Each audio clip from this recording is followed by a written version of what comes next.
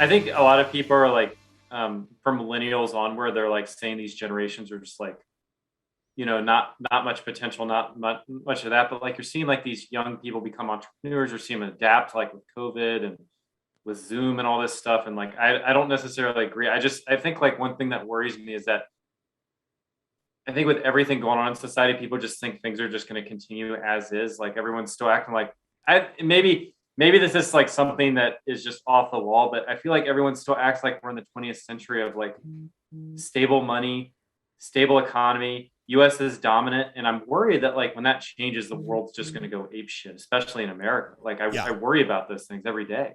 Yeah. On a political spectrum, I am very worried. I'll call it post Mitt Romney, right? Because when Mitt Romney was running for president against Obama for Obama's second term, Mitt Romney destroyed Obama on the first debate, which was about finances. Mm-hmm. It wasn't even fair. Like Obama was the president of the United States, sharp guy, obviously, but Mitt Romney's been running billion-dollar companies for 30 years. And the first debate, Romney just wiped his ass all over Obama's face, talking about the economy and business and whatnot. And then in the second debate, Obama, if you remember, scored a ton of points by making jokes about Romney being worried about Russia and China. And he even said like, oh, 1980s called and they want their foreign policy back. And then you fast forward 15 years and, oh yeah, China and Russia, pretty big deal, to the point where they are actively trying to implement a disdain in our citizenry and trying to like mess with our elections. Like Romney got it right. But I am a little worried that our government can't balance the budget for a quarter, and China has 100-year plan to be the world's dominant currency and basically, own every country through debt slavery.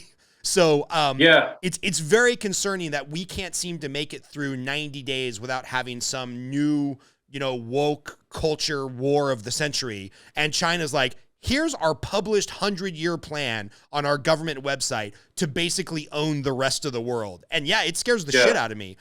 So thanks for putting me back into my normal paranoia mode, because I was getting happy there for a minute. Yeah, sorry, yeah, I have to bring everybody down, like the biggest like pessimist, but like, yeah, like I mean, those are all valid points. Like, I think at times maybe it's because like I'm super libertarian, but like I feel like I'm the Lorax or like Noah before the flood. I'm like everybody like there are things that we're doing that aren't really sustainable. And I agree with you about China. Like their culture is totally different. They have one time zone. They're like in the Western region. They're like basically like breeding out the Uyghurs. Um, I think they have weaknesses. I mean, they inflated their money supply like 18,000%, I think, in like the past 20 years, and nobody knows how much yuan's around. Um, and their real estate market is the most overvalued real estate market in the entire world. Yeah. That being said, like they're taking over Africa with infrastructure and they're building bases everywhere. And so um, I'm worried that these things could come to fruition and like nobody talks about it. Like the US, like I think a lot of Americans just think like the US is just going to be dominant forever. And I don't think empire is just like in this dramatic collapse fail. I think it's like this slow, non-dramatic, boring thing that we're experiencing right now, and nobody's knowing how to position themselves.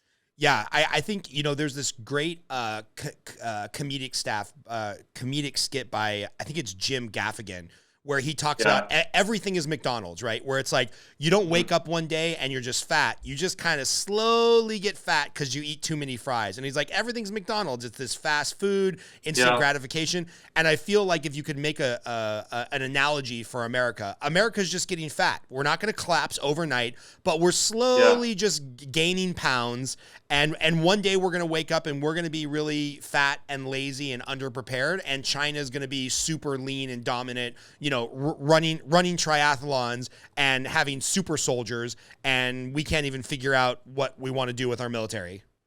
So, yeah, I agree. I think it's like a mentality thing. I mean, for you, like with your family, like how are you positioning yourself for any situation in the next 30 years regarding that? It's a really good conversation, and I'm like you. I've got all my libertarian merit badges. So I believe in crypto. Yeah. I believe in having like either digitally or physically some type of precious metals for the collapse. Like I do all the crazy end of days type shit. I still try to keep my skills up from the military days of like shooting guns, and I want my children to be I don't want them to be quite self-sufficient where they're terrified and they're trying to go live off the land like, Ruby Ridge style. But, I want my kids to know how to, I don't know, fire a gun and have emergency protocols in the household and stuff just in case things happen. And then I think it's just a matter, my personal opinion is when we talk about like the collapse of society, I don't think things will collapse. I think we're going to just keep doing what we're doing now, which is printing more and more and more and more money and trying to inflate our way out of the problem.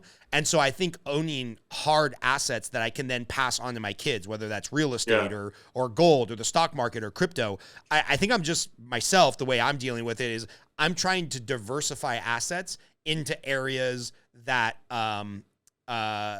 that have long-term inflationary properties. So even like crypto, I own a little bit of crypto, and it's not to try to get rich and turn $1,000 into 100,000 overnight. It's just like, oh, this is one other store of money that might do well against inflation. And I, to be honest, I don't even understand it. Somebody told me what 4 coins to buy, so I just put, a small percentage of our monthly savings into these 4 coins. And I think, the other day it was like, not the other day, a couple of weeks ago, it was like worth 90,000 and now it's worth like 50,000, and that hurts on a day-to-day basis. But I'm like, whatever, like any other asset, I'll just keep adding a little bit to it, and one day, hopefully I'll never have to use it and I can pass it on to my kids. So I'm kind of thinking of things financially long-term.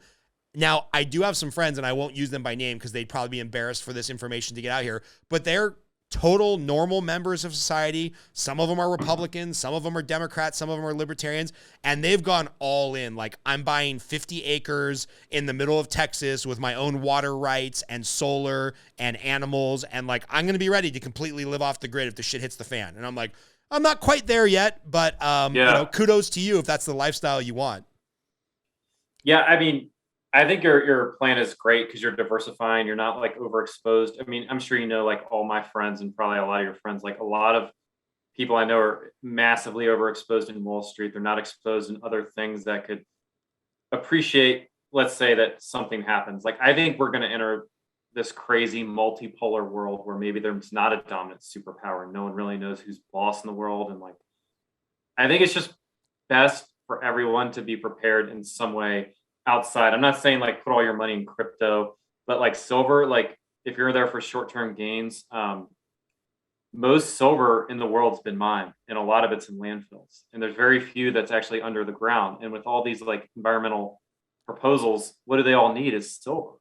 Like, I think like for people, if they want gains, like buy silver. Like if you want to hedge against inflation, make some money, and feel a little bit more secure in case if like fiat currency just like hits the fan. Like, if you don't like crypto, like buy as much silver and gold as you can, or at least dollar cost average.